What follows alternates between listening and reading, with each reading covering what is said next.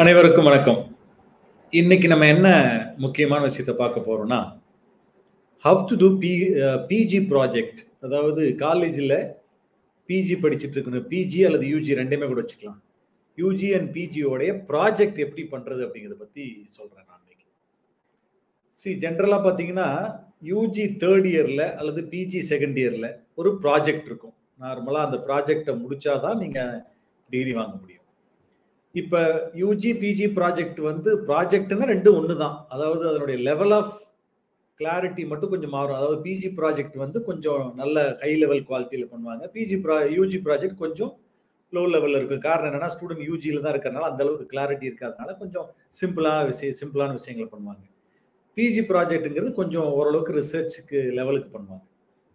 இப்ப முதல்ல நீங்க என்ன பண்ணணும் அப்படின்னா, ஃபர்ஸ்ட் விஷயம் நார்மலா யூஜி, பிஜி ப்ராஜெக்ட்ட பொறுத்தவரையிலும் உங்களுக்கு ப்ராஜெக்ட் கைடுன்னு ஒருத்தர அசைன் பண்ணுவாங்க உங்க காலேஜ்ல.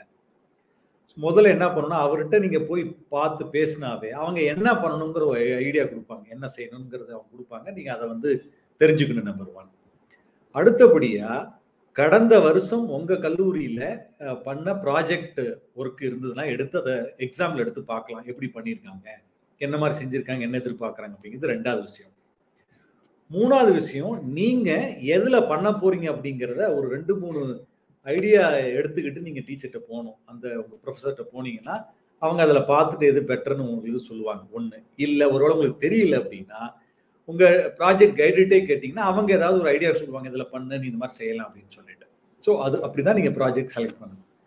நார்மலா ப்ராஜெக்ட்னா என்ன செய்வாங்க அப்படின்னா, ஒரு சின்ன ஒரு மினி ரிசர்ச். அதாவது இந்த ப்ராஜெக்ட் அப்படிங்கிறது ஒரு பெரிய லெவல்ல ரிசர்ச் பண்ணாம, ஒரு சின்ன லெவல்ல ரிசர்ச் பண்ணிட்டு, அந்த ரிசர்ச்சோட ஃபைண்டிங்க ஒரு ரிப்போர்ட்டா எழுதி சப்மிட் பண்றது தான் ப்ராஜெக்ட் ரிப்போர்ட். இப்ப அதுக்கு நீங்க என்ன பண்ணணும்? முதல்ல ரிசர்ச் டாபிக் என்னன்னு செலக்ட் பண்ணணும். அதாவது நீங்க ப்ராஜெக்ட் டாபிக்னு வச்சுக்கோங்க. அந்த ப்ராஜெக்ட்டுக்கு டாபிக் என்னன்னு பார்க்கணும். அந்த டாபிக் செலக்ட் பண்ணதுக்கு அப்புறம் அதுல என்ன நீங்க பண்ண போறீங்க அப்படின்னு முடிவு பண்ணணும். இப்ப இது எப்படி செலக்ட் பண்றது? ப்ராஜெக்ட் டாபிக் எப்படி செலக்ட் பண்றது அப்படின்னா, 3 விதமான விஷயங்கள நீங்க வச்சு செலக்ட் பண்ணலாம். 1 உங்களுக்கு எது ரொம்ப இன்ட்ரெஸ்ட்டா பிடிக்கும். அந்த விஷயத்த எடுத்துக்கலாம்.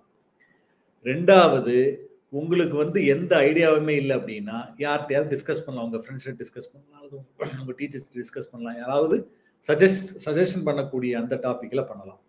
3வது நீங்க உங்க சப்ஜெக்ட்ல படிச்சிருப்பீங்க ஜெனரலா. பிஜிலயோ, யூஜிலயோ படிக்கிற பொழுது, ஏதாவது ஒரு சப்ஜெக்ட் ரொம்ப உங்களுக்கு இன்ட்ரஸ்டிங்கா இருக்கும். ரொம்ப பிடிச்ச மாரி தான் இருக்கும். அப்ப என்ன அந்த பர்ட்டிகுலர் சப்ஜெக்ட்ட அல்லது அந்த பர்ட்டிகுலர் டாபிக்ல நீங்க ரிசர்ச் பண்ணலாம். அது மினிமமா பண்ணலாம். இப்ப இந்த 3 விதத்துல நீங்க ரிசர்ச் டாபிக் செலக்ட் பண்ணலாம். பண்ணி முடிச்சதுக்கு அப்புறம் நீங்க என்ன பண்ணணும் அப்படின்னா, இத பத்தின ரிசர்ச் பேப்பர் அப்படின்னு சொல்லுவோம். ரிசர்ச் பேப்பர் அப்படின்னா என்னன்னா, அது தமிழ்ல ஆராய்ச்சி கட்டுரை அப்படின்னு சொல்றோம். அது ஒரு 10லிருந்து 15 பக்கத்துக்கு இருக்கக்கூடிய ரிசர்ச் பேப்பர குறைஞ்சது ஒரு 10, 15 பேப்பர நீங்க கூகுள் ஸ்காலர் அப்படின்னு ஒரு வெப்சைட் இருக்கு. scholar.google.com அப்படின்னு போனீங்கன்னா, அங்க போய் அந்த ஏதாவது டாபிக் குடுத்தீங்கன்னா, அந்த ரிசர்ச் பேப்பர் வரும். அத டவுன்லோட் பண்ணி படிக்கலாம். இன்னும் உங்களுக்கு ஃப்ரீ ரிசோர்ஸஸ் வேணும்னா, இந்த சேனல்ல ஃப்ரீ ரிசோர்ஸஸ் அப்படின்னு ஒரு பிளேலிஸ்ட் இருக்கு. அந்த பிளேலிஸ்ட்க்கு போனீங்கன்னா, என்னென்ன ரிசர்ச் சம்பந்தப்பட்ட என்னென்ன விஷயங்கள் ஃப்ரீயா உங்களுக்கு கிடைக்கும் அப்படிங்கிறத பத்தி சொல்லியிருப்பேன். அத நீங்க தெரிஞ்சுக்கோங்க. நீங்க அந்த பேப்பர படிச்சுட்டு ஒரு ஐடியா இருக்கும். அந்த ஐடியா எடுத்துட்டு அதுக்கப்புறம் நீங்க என்ன பண்ணலாம், அந்த ப்ராஜெக்ட்ட நீங்க கேரி அவுட் பண்ணிட்டு, அதுக்கப்புறம் அதனுடைய ரிசல்ட்ட நீங்க ஃபைண்ட் அவுட் பண்ணிட்டு, தென் நீங்க ப்ராஜெக்ட் எழுதி சப்மிட் பண்ணலாம். இது கொஞ்சம் பெரிய ப்ராசஸ். நான் ஒரு அவுட்லைன் தான் குடுத்துருக்கேன். இது எப்படிலாம் மாறும்னா, ஃபர்ஸ்ட் லிட்டரேச்சருக்கு வேற மாரி இருக்கும். இப்ப தமிழ், இங்கிலீஷ் இந்த லிட்டரேச்சர் ஸ்டூடெண்ட் எப்படி பண்ணுவாங்க அப்படின்னா, அவங்க படிச்ச நாவல், டிராமா, ஸ்டோரியில இருந்து அத அனலைஸ் பண்ணி ஒரு புதிய பெர்ஸ்பெக்டிவ் குடுப்பாங்க. அது லிட்டரேச்சர் பேஸ் பண்ண ப்ராஜெக்ட். இதுவே எஜுகேஷன் டிபார்ட்மெண்ட்ல இருக்காங்க. பிஎட் பண்றாங்க, எம்எட் பண்றாங்க. அவங்கலாம் பார்த்தீங்கன்னா, அவங்க என்ன பண்ணுவாங்க, எப்படி டீச் பண்றது? உதாரணத்துக்கு ஒரு மேத்தமேட்டிக்ஸ்ல இருக்கக்கூடிய எஜுகேஷன்ல இருக்கக்கூடிய ஒரு பிஜி ஸ்டூடெண்ட் என்ன பண்ணுவாங்கன்னா, மேத்ஸை எப்படி டீச் பண்றது அப்படின்னு ப்ராஜெக்ட் பண்ணுவாங்க. அதுல ஏதாவது ஒரு காம்போனன்ட் எடுத்துட்டு பண்ணுவாங்க. ஏதாவது ஒரு டாபிக் எடுத்துட்டு பண்ணுவாங்க. இதே காமர்ஸ்ல இருக்கிறவங்க பிசினஸ் ரிலேட்டடா இருக்கக்கூடிய விஷயங்களை ஒரு ஃபினான்ஷியல் பிளானிங், ஃபினான்ஷியல் மேனேஜ்மெண்ட் அல்லது பர்டிகுலர் மார்க்கெட்டிங் அல்லது ஏதாவது ஒரு அந்த நீங்க என்ன படிக்கிறீங்களோ அதுல இருக்கக்கூடிய ஒரு கோர் டாபிக் எடுத்துட்டு அதுல இருந்து பண்ணுவாங்க. ஸோ அப்ப பிஜி ப்ராஜெக்ட்ங்கிறது ஒரு காமனா ஒரே மாதிரி இருக்காது. ஒவ்வொரு சப்ஜெக்ட்டுக்கு தகுந்த மாரி மாறுங்கிறத நீங்க மறந்துறக்கூடாது. ஆனா, எல்லா ப்ராஜெக்ட்லயுமே ஒரு டாபிக் இருக்கும். அதுக்கு ஒரு அப்ஜெக்டிவ் இருக்கணும். அந்த அப்ஜெக்டிவ நோக்கி தான் அந்த ப்ராஜெக்ட் போகும். ஃபைனலா அதுல ஏதாவது கண்டுபிடிக்கிறத ரிப்போர்ட் பண்ணுவோம். நார்மலா ஒரு ப்ராஜெக்ட்டோடைய கான்டென்ட் எப்படி இருக்கும்னா, சப்ஜெக்ட் டைட்டில் இருக்கும். இன்ட்ரோடக்ஷன் இருக்கும். அதுக்கப்புறம் அப்ஜெக்டிவ். அதுக்கப்புறம் ரிசர்ச் மெத்தடாலஜி அல்லது மெத்தடாலஜி என்ன மெத்தட்ல அந்த ப்ராஜெக்ட் பண்ணீங்க. அதுக்கப்புறம் அனாலிசிஸ். அதாவது அந்த பர்ட்டிகுலர் ப்ராஜெக்ட் பண்ணி அதை அனலைஸ் பண்ணுவீங்க. அனாலிசிஸ், ஃபைண்டிங் அந்த அனாலிசிஸ்ல இருந்து என்ன கண்டுபிடிச்சீங்க.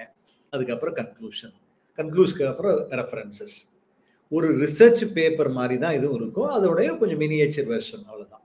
இப்ப இத வந்து நீங்க எப்படி தெரிஞ்சுக்கணும்னா, முதல்ல உங்க லைப்ரரிக்கு போனீங்கன்னா, உங்க சீனியர்ஸோடைய பழைய ப்ராஜெக்ட்டோட காப்பி டிபார்ட்மெண்ட்லயோ அல்லது உங்க காலேஜ் லைப்ரரியிலயோ இருக்கும். அத போய் எடுத்து பார்த்தீங்கன்னா, ஒரு ஐடியா கிடைக்கும் எப்பவுமே. ஏன்னா, எடுத்தோனே சொல்றது உங்களுக்கு எல்லாம் புரியாது. ஒரு ப்ராஜெக்ட் பழைய ப்ராஜெக்ட் எடுத்து நீங்க பார்த்தீங்கன்னா, ஒரு ஐடியா இருக்கும். ஒண்ணு. அடுத்தது நிறைய படிக்கணும். முன்ன ஒரு ரொம்ப காலத்துக்கு முன்னாடிலாம் பார்த்தீங்கன்னா, பெரிய ரிசோர்ஸே இருக்காது. ஏதோ ஒரு புத்தகத்த எடுப்பாங்க. அப்படியே எல்லாத்தையும் காப்பி அடிச்சுட்டு, எழுதி வச்சுட்டு சப்மிட் பண்ணிட்டு போயிட்டே இருப்பாங்க. இன்னைக்கெல்லாம் அப்படி கிடையாது. இன்னைக்கு நிறைய ரிசோர்ஸஸ் அவைலபிளா இருக்குது. நல்ல காலேஜ்ல படிக்கிற ஸ்டூடண்ட் யூஜிலேயே நல்ல லெவலுக்கு ப்ராஜெக்ட் பண்றாங்க. பிஜி ப்ராஜெக்ட்ட தான் நாளைக்கு அடுத்து ஃபர்தரா அவங்களோட பிஹெச்டிக்கு வந்து கன்டினியூ பண்றாங்க. ஆனா இனிமேல் எம்ஃபில் இல்லைன்னு சொல்லியிருக்காங்க சென்ட்ரல் கவர்மெண்ட்ல.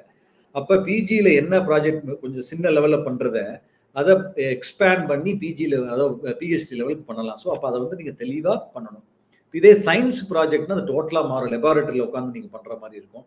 அது ஸோ அத வந்து அந்தந்த ஃபீல்டுக்குரிய பேட்டர்ன் என்னவோ அந்த பேட்டர்ன்ல நீங்க பண்ணணும். அதுக்கு வந்து முதல்ல உங்க ப்ராஜெக்ட் கைட்ட டீட்டெயிலா டிஸ்கஸ் பண்ணணும். அதற்கு அப்புறம் உங்களுக்கு வாய்ப்பு இருந்தா உங்களுடைய சீனியர்ட்ட டிஸ்கஸ் பண்ணலாம். இல்லைன்னா அவங்களுடைய இதுக்கு போன வருடங்கள்ல பண்ணி முடித்து லைப்ரரியில வச்சிருக்கக்கூடிய அந்த காப்பீஸ் எடுத்து நீங்க பார்த்தீங்கனாலும் உங்களுக்கு ஒரு ஐடியா கிடைக்கும். புரியுதுங்களா? இது எல்லாத்தையும் நீங்க பார்த்து பண்ணுனீங்கனாவே, உங்களுக்கு ஓரளவுக்கு அந்த ப்ராஜெக்ட் உங்களால பண்ண முடியும். இது வந்து ஒரு பேசிக் ஐடியா நான் குடுத்துருக்கேன். இப்ப இதுக்கு மேல டீட்டெயிலா ஒரு டாபிக் எப்படி செலக்ட் பண்றது? ஒரு அப்ஜெக்டிவ் எப்படி எழுதுறது? ஒரு இன்ட்ரோடக்ஷன் எப்படி எழுதுறது? ஒரு அனாலிசிஸ் எப்படி எழுதுறது? கன்க்ளூஷன் எப்படி எழுதுறது? அதெல்லாம் டீட்டெயிலா என்னோட சேனல்ல வீடியோஸ் இருக்கு. அத நீங்க போய் பாருங்க. பார்த்தீங்கன்னா உங்களுக்கு புரியும். இப்போதைக்கு ஒரு பேசிக்கா ஒரு பிஜி ப்ராஜெக்ட், பிஜி மட்டும் இல்ல, பிஜி, யூஜி ப்ராஜெக்ட் எப்படி பண்றத பத்தி தான் நான் இந்த வீடியோல உங்களுக்கு நான் சொல்லியிருக்கேன்.